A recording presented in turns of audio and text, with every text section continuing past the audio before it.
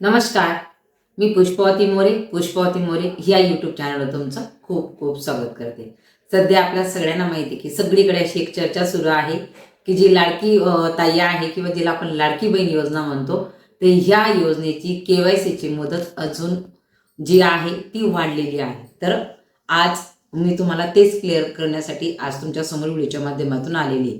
बघा, तुम्हाला सगळ्यांना माहिती की ही आपल्याला KYC सगळ्यांची म्हणजे ज्या लाडक्या बहिणीसाठी पात्र आहेत अशा सगळ्या ताईंनी जी KYC करायची होती ती त्याच्यासाठी आधी सुरुवातीला 2 महिने दिलेले होते.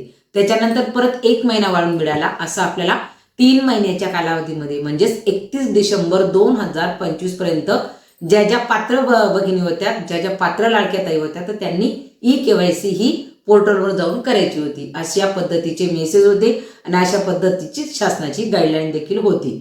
आणि हे खरंच आहे.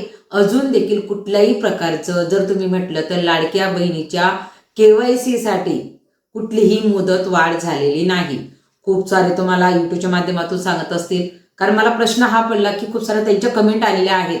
खूप साऱ्या ताई जे ग्रुप आहेत त्या ग्रुपच्या माध्यमातून चर्चा करत आहेत की ताई आमची KYC बाकी आहे, अजून मुदत वाढ झालेली आहे. बाकीचं ताईंचं म्हणणं आहे की आमचे बाकी आहे, डबल करायची आहे का. म्हणजे अजून खूप साऱ्या लोकांना हे देखील माहिती नाही, खूप साऱ्या लाडक्या ताईंना, की लाडकी बहीण योजनेची जी KYCची तारीख होती ती 31 डिसेंबर 2025 ही वाढीव तारीख होती. तर वाढली तर ते आतापर्यंत वाढायला पाहिजे होती. परंतु जर तुम्ही पाहिलं तर आज 8 तारीख म्हणजे जवळजवळ 31 तारीख जाऊन 8 दिवस वर येऊन गेले, परंतु अजूनही मुदतवाढ झालेली नाही. खूप सारे लोक राहून गेले. खूप साऱ्या ज्या खरोखर पात्र लाडक्या बहिणी आहेत त्या राहून गेल्या. आणि दुसरी गोष्ट, खूप साऱ्या जणांनी KYC केली तरी त्यांना पैसे आलेले नाहीत. खूप साऱ्यांनी KYC नाही केली तरी त्यांना पैसे आलेले आहेत. काहींनी KYC केली त्यांना पैसे आलेले आहेत. तर असं का झालं. तर बघा, जी लाडक्या बहिणीची KYC झालेली होती तर त्याच्यामध्ये ज्या अटी दिलेल्या आहेत, ते निकष दिलेले आहेत, तर त्याची छाननी होणार आहे.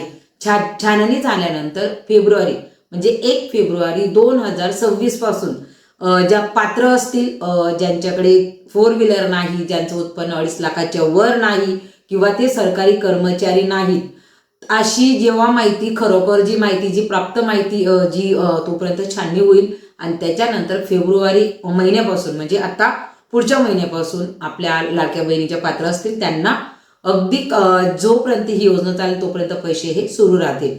आणि ज्या अपात्र आहेत तर त्या कुठेतरी काढल्या जातील, त्यांना पैसे येणार नाहीत. तर अशी वस्तुस्थिती आहे. जर तुम्हाला कोणी सांगत असेल, कोणी तुम्हाला आमिष देत असेल तर याला अजिबात बळी पडू नका, कारण की जी KYC आहे ती 31 डिसेंबरलाच बंद पडलेली आहे. खूप साऱ्या जणांच्या मनामध्ये संभ्रम होते. बऱ्याच जणांना वाटलं होतं की अजून मुदत वाढेल, परंतु तसं काही झालेलं नाही. जर मुदत वाढली तर नक्कीच तुम्हाला चॅनलच्या माध्यमातून तसं देखील कळवलं जाईल. परंतु सद्यस्थितीला जर आपण पाहिलं तर कुठल्याही प्रकारची मुदत वाढ ही झालेली नाहीये.